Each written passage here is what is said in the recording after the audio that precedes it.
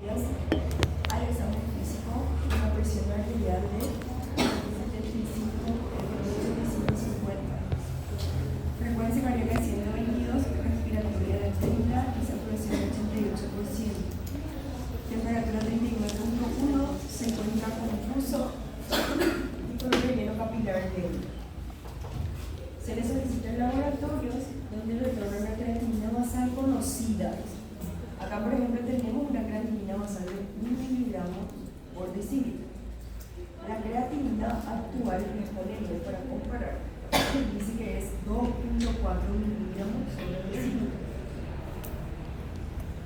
La urea, 110 miligramos por decilitro, lactato 4.5, potasio 5.8 y una diuresis de 0.3 ml por kilogramo hora en las últimas 8 horas.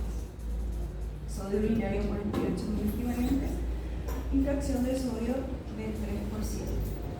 En el sedimento urinario dice que se encontró cilindros granulosos marrones. ¿Se recuerdan en la clase pasada que habíamos dado que el sedimento urinario es muy importante? Ese sedimento, que los elementos que encontramos en la orina generalmente son importantes para hacer un buen diagnóstico. En este caso tiene unos cilindros granulosos marrones. O sea que no son normales esos cilindros, ¿sí? En la radiografía dice que hubo una consolidación basal derecha. Y analizando así, ¿cuál me parece que va a ser el diagnóstico? El cuadro por el que él vino. Secundariamente puede estar cursando con una injuria renal. Pero el cuadro con el que él vino es un cuadro respiratorio, ¿sí? Viene por fiebre, tos productiva, disnea, y el examen físico estaba hipotenso, taquicárdico y desaturando y con una temperatura de 39. Y ahí con el examen de imagen ya nos hace el diagnóstico. ¿Cuál es nuestro diagnóstico acá si hay una consolidación basal derecha? ¿Qué nos está diciendo ahí en la imagen? Que hay una neumonía en base derecha. Porque la consolidación es como si fuera. Los alveolos se llenan de catarro, se endurecen y se forman las famosas condensaciones. Entonces, si en la radiografía ya hay una imagen de condensación, esa es una neumonía, ¿sí? Pero si ustedes notan, ¿qué pasó con la creatinina? De 1 pasó a 2.4. Y la urea, el valor normal es hasta 40. ¿Cuánto tiene él? 110. Entonces nuestro diagnóstico y la diuresis, ¿qué pasó con la diuresis? 0.3 ml por kilogramo hora en las últimas 8 horas. ¿Cuánto tenía que ser lo normal? 0.5. O sea que acá hay descenso de diuresis, aumento de urea y aumento de creatinina. Entonces, acá nos pregunta, ¿cuál es el diagnóstico más probable de la insuficiencia renal aguda de este paciente? Obviamente está cursando también con una neumonía, pero acá nos centramos en su funcionalidad renal. Y dice ahí, A es una injuria renal aguda prerrenal pura por hipovolemia. B, necrosis tubular aguda asociada a sepsis. C, glomerulonefritis rápidamente progresiva. D, nefritis intersticial aguda medicamentosa. Y E, obstrucción urinaria bilateral. Primero tenemos que ubicarlo. ¿Es una prerrenal, es una renal o es una postrenal? ¿Qué les parece todo eso? ¿Renal o postrenal? Porque mira, la obstrucción urinaria bilateral ya queda descartado. ¿Por qué? Porque no es una postrenal, no hay un proceso obstructivo aquí. La nefritis intersticial aguda medicamentosa, ¿hay un medicamento en curso? No, entonces descartado ya. La glomerulonefritis rápidamente progresiva, ahí podemos analizar porque puede ser una renal, ¿verdad? Pero nuestro cuadro agudo es una neumonía, no habla nada de algo autoinmune. Entonces, eso probablemente ya estemos descartado. Y nos quedamos con el A o el Dice una injuria renal aguda prerenal pura por hipovolemia, y el B dice una necrosis tubular aguda asociada a sepsis. ¿Qué les parece? ¿Por qué necrosis? Pero no dice que consuma antibiótico. Todavía. Porque así con todos los datos el paciente luce séptico, está hipotenso, está taquicárdico, temperatura de 39, hay una condensación, frecuencia respiratoria de 30, perfil renal alterado, lactato alto, el lactato de valor normal hasta 2 nomás. Significa que hay una acidosis en sangre, por eso ese lactato está aumentado, y descenso de diuresis. No puede ser una sepsis. Puede ser una sepsis. Ahora, puede ser una injuria renal prerenal por hipovolemia. ¿Está hipovolémico mi paciente? Fíjense en la presión. ¿Cuánto está?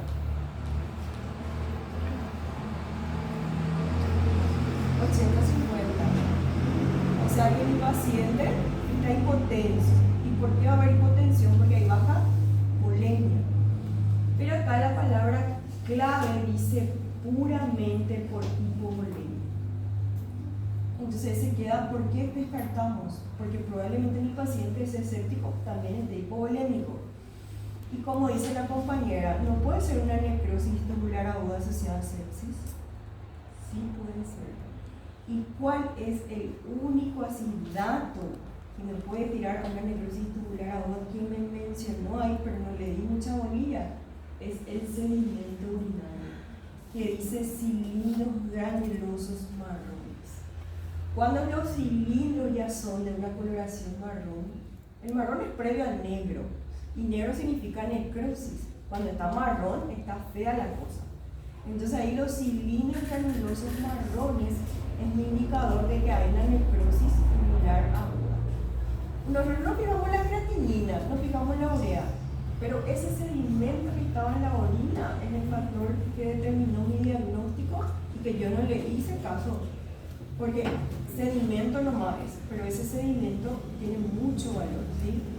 Entonces acá probablemente estemos con una necrosis tubular aguda asociada a una sepsis por una neumonía.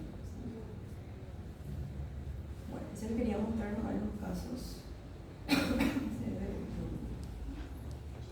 Ahora vamos a entrar a enfermedad renal crónica.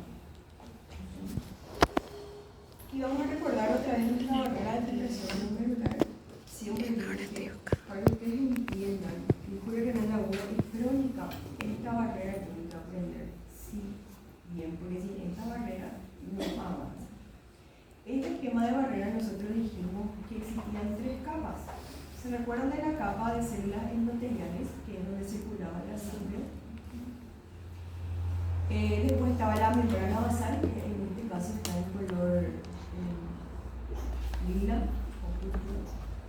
Y luego estaban los podocitos, que son estos pseudopioides que están aquí, que tienen sus espacios. Toda esta barrera de filtración glomerular dijimos que tenía una carga negativa y que las grandes moléculas y que las moléculas con cargas negativas repelen esta barrera de filtración glomerular.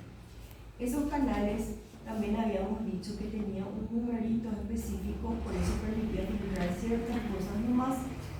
Esos canales miden de 50 a 100 nanómetros, son pequeñitos, ¿sí? Entonces ese es el esquema de la barrera de filtración glomerular, de donde la sangre que estaba aquí va a pasar por esta barrera para que pueda filtrarse y transformarse en orina. Bueno, y por esa barrera dijimos que no podía pasar muchas cosas.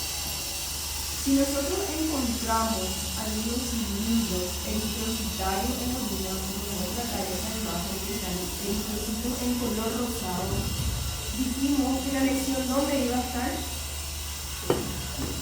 en el endotelio. Hay un proceso inflamatorio en curso que hace que este endotelio capilar esté alterado y se empiecen a fugar eritrocitos en la orina, ¿sí? Entonces aparecen eritrocitos o cilindros eritrocitarios en la orina, significa que la lesión acá es en la barrera de filtración glomerular, pero específicamente en el endotelio. Pueden también aparecer en cúmulos, ¿sí? Cuando aparecen en cúmulos se llaman cilindros eritrocitarios. Entonces, si ustedes ven cilindros eritrocitarios en la orina, lesión endotelial de la barrera de filtración glomerular. Esa barrera de filtración glomerular, cuando hay una lesión en el endotelio, aparece la hematuria en orina. Esa hematuria puede ser microscópica, y si es microscópica, vamos a ver así, como cilindros eritrocitarios. O puede ser también macroscópica. Yo le pido al paciente que me muestre su orina y es una hematuria franca, ¿sí? Cuando hay esa lesión del endotelio, va a aparecer un síndrome que se llama síndrome nefrítico. El famoso síndrome nefrítico, que es por una alteración o una inflamación de los vasos endoteliales renales. Por eso ocurre el síndrome nefrítico. Y como todo esto estamos dando en injuria renal aguda y crónica, ese síndrome va a estar caracterizado. Síndrome significa conjunto de signos y síntomas. Significa que tiene síntomas específicos que tiene que cumplir para hacer ese diagnóstico. Entonces, este síndrome nefrítico está caracterizado principalmente por hematuria, oliguria, puede haber edema y hipertensión. No se olviden, síndrome nefrítico es entonces hematuria, que puede ser microscópica o macroscópica, oliguria, hipertensión y edema en menor proporción. Y la característica del síndrome nefrítico es que el edema es perioritario, ¿sí? No es tanto como el síndrome nefrótico, que el edema es generalizado. En el síndrome nefrítico generalmente es prioritario. Fíjense que este es el síndrome nefrítico porque siempre es tema de examen. Entonces, síndrome nefrítico, características, cuáles son los signos y síntomas. Ahora, el síndrome nefrótico, acá la lesión no va a ser en el endotelio, sino que van a ser ¿dónde? En los podocitos. Por lo tanto, si la lesión es en los podocitos, ¿va a haber o no hematuria? ¿Sí o no? Porque no, la lesión no está en el endotelio. No va a haber hematuria. La lesión está en los podocitos. Los podocitos no tienen eritrocitos. Entonces, va a haber, hematuria no va a haber. ¿Qué va a haber? Va a haber proteínas en orina. O sea que va a haber proteinuria. Pero el rango de esta proteinuria tiene un valor específico que es mayor a 3.5, ¿sí? El valor de proteínas que tiene que aparecer en la orina tiene que ser alto, mucha proteína. Porque en el síndrome nefrítico también puede aparecer proteína, pero no alcanza ese número de 3.5, ¿sí? Entonces acá se empiezan a fugar con toda esa barrera de filtración glomerular, se empiezan a filtrar todas las proteínas y aparece todito en la orina. Como aparece todo en la orina, ¿qué va a pasar en el cerco de la proteína sérica? Va a disminuir porque se fuga todo por la orina.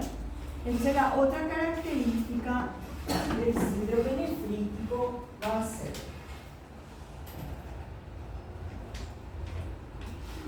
uno va a ser proteinuria. O sea, proteína en la orina mayor a 3.5. Esa es nuestra primera característica de nuestro síndrome nefrótico. La lesión entonces está en podocitos. ¿Qué más va a haber acá? En sangre va a haber hipoalbuminemia, ¿sí? Este es serio. ¿Por qué? Porque todo se fuga en la orina, entonces en sangre va disminuyendo. Y si yo no tengo albúmina en el torrente sanguíneo, por lo tanto no tengo presión oncótica, ¿qué va a pasar con el líquido que tendría que quedarse en el torrente sanguíneo? Se fuga. ¿Y qué va a presentar el paciente? edema generalizado. ¿Sí? Entonces, a causa de la hipoalbuminemia hay edema también. Acá no se caracteriza por hipertensión, ¿sí? Es más característico el síndrome nefrítico, sí tiene. Hematuria, sí tiene también edema, pero no tanto como generalizado. Hay edema, pero más. Puede haber proteinuria, pero siempre menor a 3.5. Entonces, y acá la otra característica es la hipertensión arterial, que acá generalmente no hay. Acá generalmente cursa con una presión arterial normal o levemente elevada. ¿Sí? Entonces acá tengo proteinuria, hipoalbuminemia, edema. ¿Qué pasa? En los dos síndromes puede aparecer descenso de la diuresis, o sea que puede haber oliguria. ¿Sí? Acá también puede haber oliguria, porque los dos son parte de la injuria renal. No voy a poner aguda y crónica. ¿Por qué? Porque el síndrome nefrítico es más característico de la injuria renal aguda y el síndrome nefrótico es más característico de la enfermedad renal crónica. ¿Sí? Pero los dos pueden aparecer en cualquiera de los dos. ¿Sí? Por eso específicamente no pongo, pero sí es más frecuente. Entonces tenemos síndrome nefrítico y síndrome nefrótico. Todo es por el daño a nivel del parénquima renal. Entonces ahí tenemos la injuria renal aguda, prerrenal, y la renal que te hace una comparación nomás del sodio urinario. En la prerrenal generalmente el sodio urinario está menor a 20 miliequivalentes y en la renal está mayor a 40 miliequivalentes. La fracción excretoria del sodio también es menor a 1. En la renal es mayor a 2. La relación de urea es mayor a 40 en la prerrenal y acá es menor a 40. ¿Sí? En la prerrenal es característico que aparezcan los cilindros hialinos y en la renal los cilindros granulosos.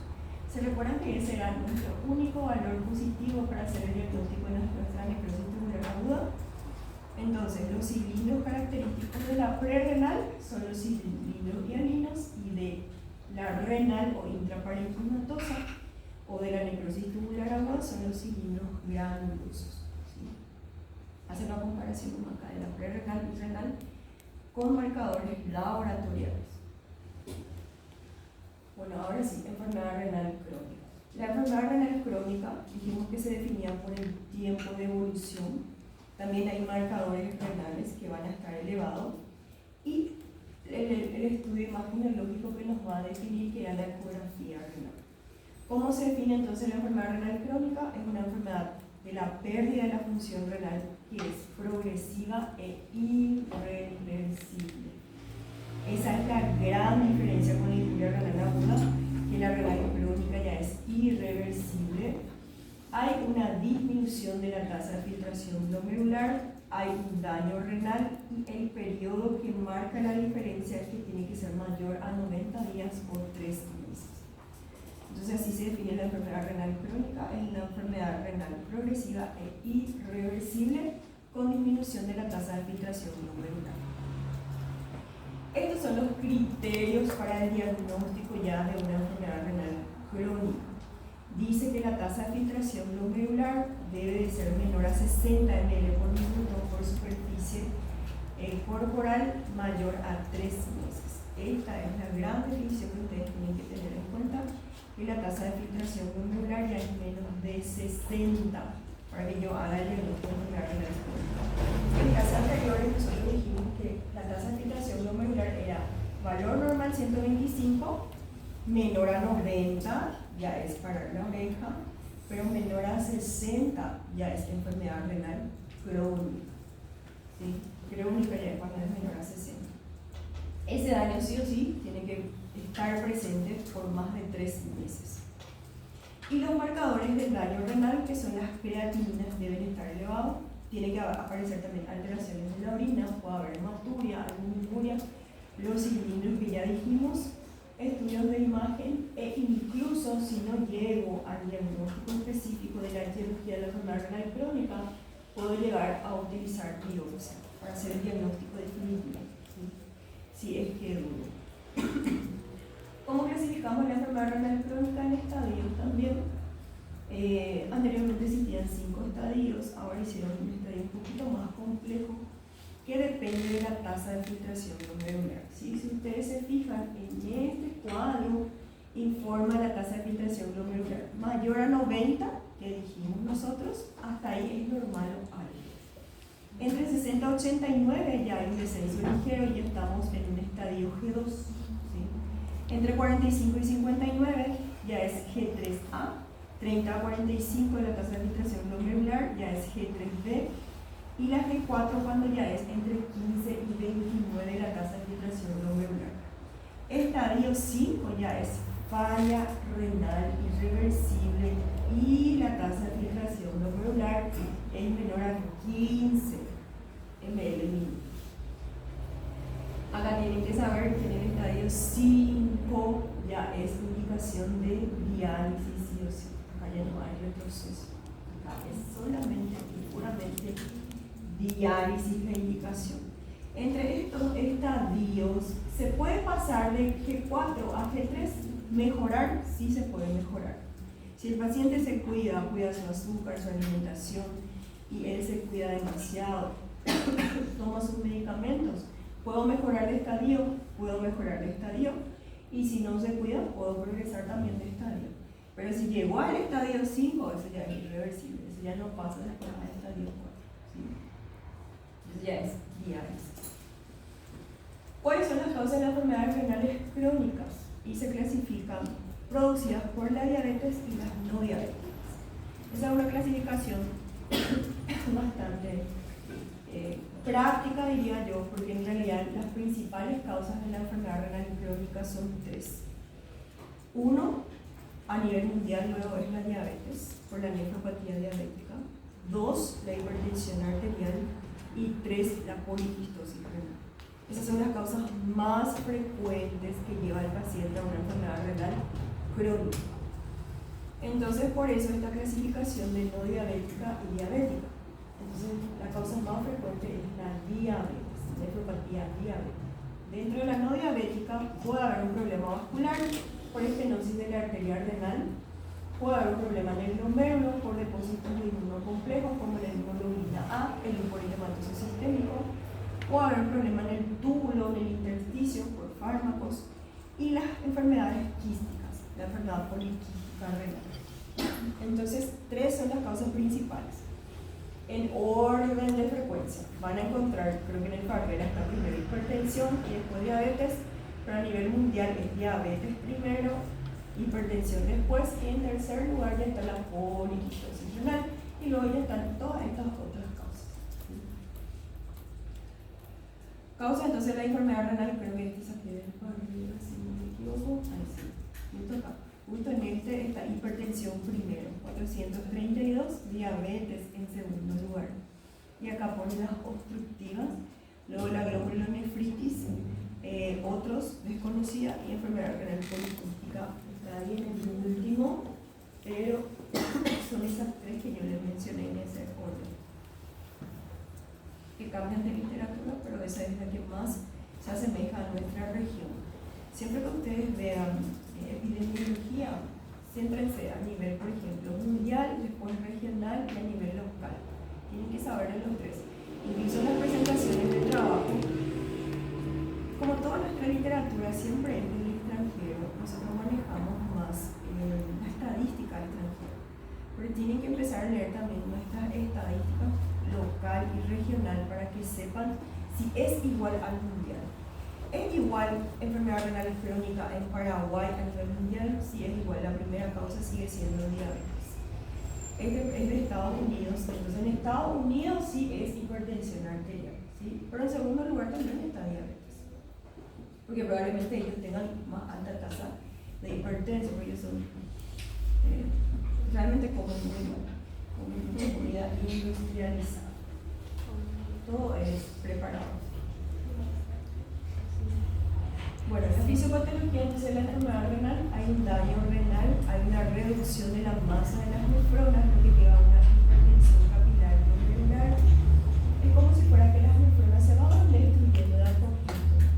Y cada nefrona que se destruye deja una cicatriz, es como si fuera una fibrosis. Y esa fibrosis lo que causa es una hipertensión capilar glomerular. Entonces empieza a hipertensar a nivel del glomérulo y eso hace que incremente la filtración de las proteínas plasmáticas. Esa presión gigante que está ahí a nivel del glomérulo hace que se erosione entonces los podocitos y se empiecen a eliminar albúmina, transferrina, inmunoglobulina, factores de complemento, necrosis tumoral, angiotensina 2, todo se empieza a eliminar por la orina. Y esto no debería de ser así, esto no es lo ideal. Entonces empieza a aparecer la proteína. Por eso, si yo quiero saber si mi paciente ya es enfermo renal crónico, también puedo pedir proteinuria en orina. Si hay muchísima proteína en orina, entonces ya hay una lesión podocitaria, entonces ya hay una enfermedad renal crónica en curso probablemente.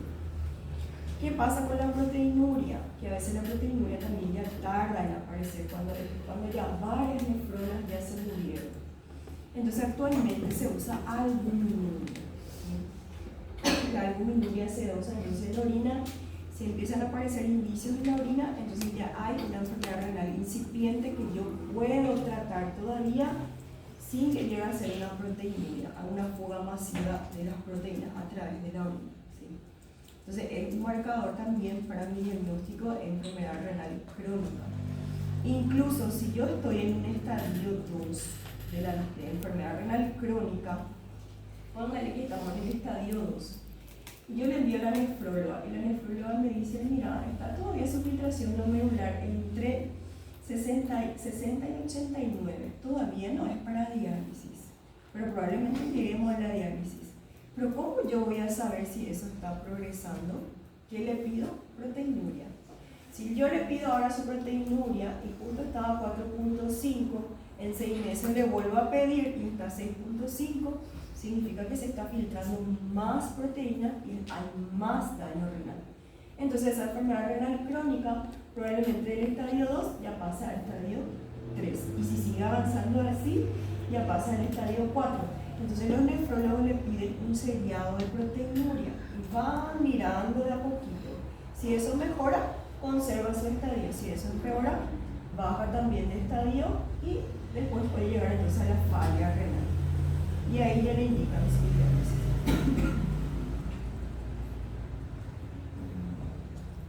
La hipertensión capilar glomerular, ¿cómo se explica? Habíamos explicado que la lesión de las células endoteliales, entonces hay una como si fuera una esclerosis, una fibrosis, y eso es lo que causa una hipertensión capilar glomerular que produce un aumento de la citoquina además de factores de crecimiento y lleva a la fibrosis total. ¿Vieron? Fibrosa toda parte del parénquima pulmonar. Y esa fibrosis es como si fuera que le presiona a los glomérulos sanitos que estaban ahí, y de paso también esos glomérulos ya se van fibrosando y va desapareciendo el parénquima renal sano. ¿Sí? Las manifestaciones clínicas, ¿cuáles son los signos y síntomas en el estadio 1, 2 y 3? Generalmente son asintomáticos, el paciente no siente casi nada. Empiezan a aparecer en el estadio 4 y 5 cuando ya hay un descenso de la diuresis. ¿Sí?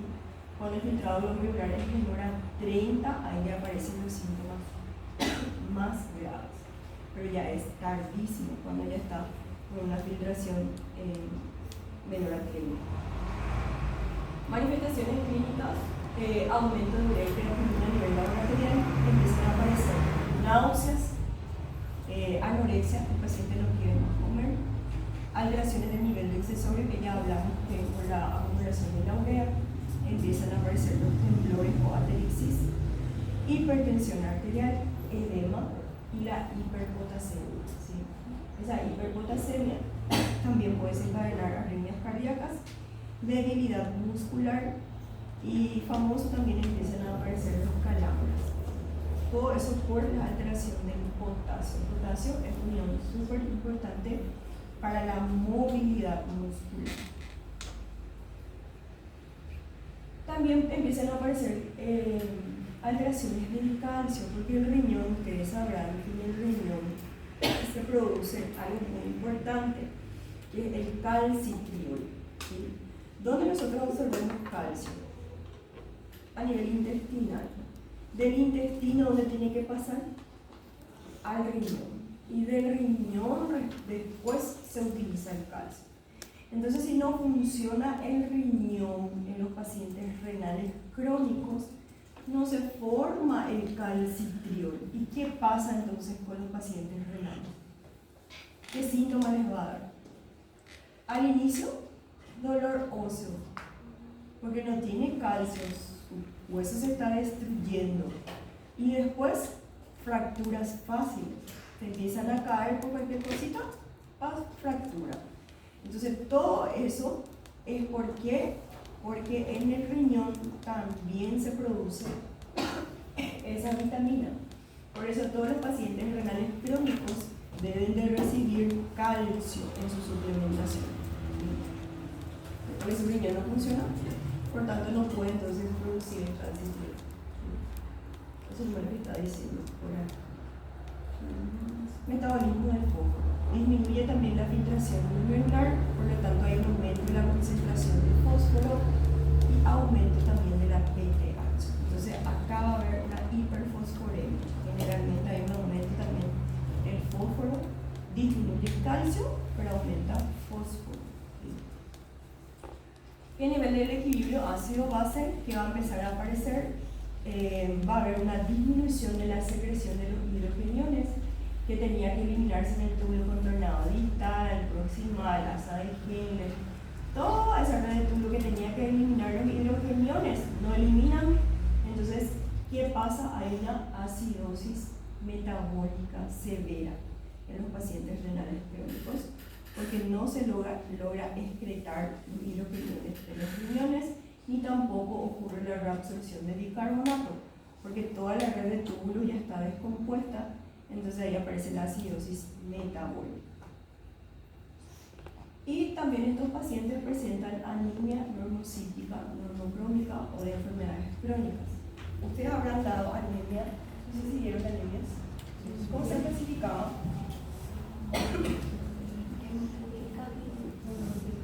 ¿Cómo? Hemolíticas, que es por hemólisis. Y las anemias normocíticas, normocrónicas o de enfermedades crónicas son las anemias que sus eritrocitos se mantienen de un tamaño normal y el contenido hemo es también normal. Pero ¿qué es lo que pasa ahí? En realidad los eritrocitos no adquieren una funcionalidad. Tienen toda la materia prima, pero no funciona. Eso pasa en ese tipo de anemia que hay acá en la enfermedad renal crónica. Se disminuye la producción de eritropoyetina. ¿Dónde se produce la eritropoyetina? En el riñón. El riñón no funciona, no produce eritropoyetina, no estimula la médula y no se produce eritrocitos. Entonces por eso hay anemia. Por eso todos los pacientes renales crónicos están anémicos. Entonces, ¿cuál sería el tratamiento? ¿Le voy a dar hierro? No, el problema no es hierro. Ellos tienen todos sus mecanismos para producir. El problema es la hormona, entonces yo le doy esa hormona. ¿Y cómo le doy esa hormona? La eritropoyetina. Ellos se colocan semanalmente o 3 veces a la semana. Las de 3 veces a la semana son dosis de 4.000 unidades de eritropoyetina y se colocan subcutáneas. Se colocan, póngale, lunes, miércoles, viernes. O puede ser a nivel semanal también, una vez a la semana.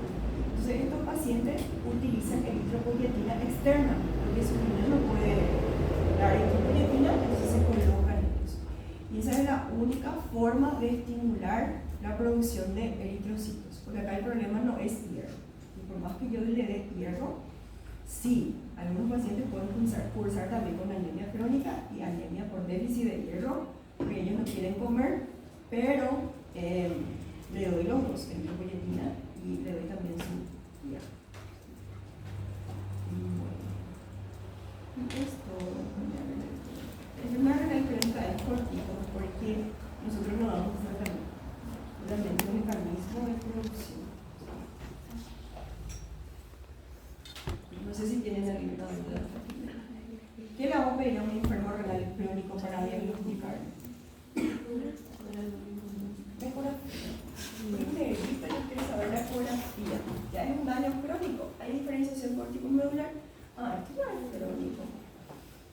Y ahí no me interesa tanto la urea y creatinina porque yo sé que va a venir alterado. Si la ecografía ya está alterada, su urea y creatinina va a estar súper alterado. Pero sí me importa algo muy importante.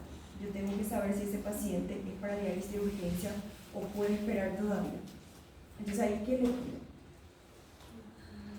¿De qué depende? Las indicaciones de diálisis de urgencia. De la acidosis, entonces le pido una gasometría y electrolitos de la hiperpotasemia. No se olvide, todo paciente renal tiene que tener electrolitos y gasometría. Eso me va a diferenciar. Si tiene una acidosis metabólica persistente, yo le medico, no mejora, es diálisis. Si tiene una hiperpotasemia persistente, le medico, no mejora, diálisis. Si el paciente está anúrico, diálisis. Ahí no hay opción. Y por más que su electrolito esté bien, si está anúrico, en algún momento se va a ir a diálisis. Bueno, ¿me pueden hacerle listo otra vez un ojito? Creo que todavía